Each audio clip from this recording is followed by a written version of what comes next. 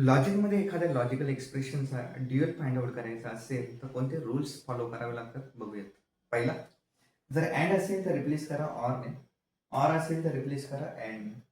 Second, small T असेल replace करा सीने, स्मॉल सी असेल रिप्लेस करा स्मॉल टीने.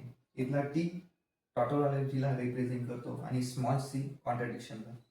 कॅपिटल टी असेल रिप्लेस करा कॅपिटल एफने आणि कॅपिटल एफ असेल तर रिप्लेस करा कॅपिटल टीने.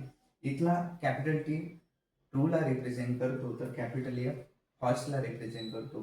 या दोन टी मध्ये फरक हा आहे की स्मॉल टी वाला टॉटोलॉजी करता आहे तर कॅपिटल टी वाला ट्रू साठी आहे. बघूयात एक्झाम्पल. पहिला, पी ऑर निगेशन क्यू दिलाय मला. काय करावं लागेल बघून घ्या. पी आणि negation Q will be as it is आणि हा जो सिम्बॉल आहे मला दिसतोय जो की ऑर आहे त्याला फक्त तुम्हाला रिप्लेस करायचा आहे अँडने.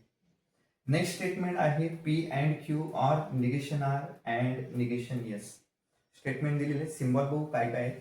इथे अँड आलाय, इथे ऑर आलाय, अगेन इथे अँड आलाय. जेवढे सिम्बॉल आहेत तेवढे चेंज करायचे, बाकी चेंजेस करायचे नाहीये. इथला पी ॲज इट इज राहिला, क्यू पण ॲज इट इज राहिलाय. आपण चेंज केला अँड रिप्लेस केला ऑरने. इथे पण ऑर रिप्लेस केला अँडने.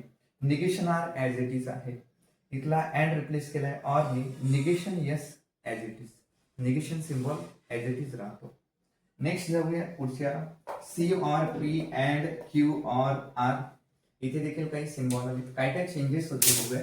पहिला होईल सी चेंज होईल, ऑर सिम्बॉल चेंज होईल. इथला अँड रिप्लेस होईल, ऑर ही रिप्लेस होईल. इथला स्मॉल सी रिप्लेस केला मी स्मॉल टीने, ऑर सिम्बॉल रिप्लेस होईल अँडने. P will be as it is and replace होईल ऑरने.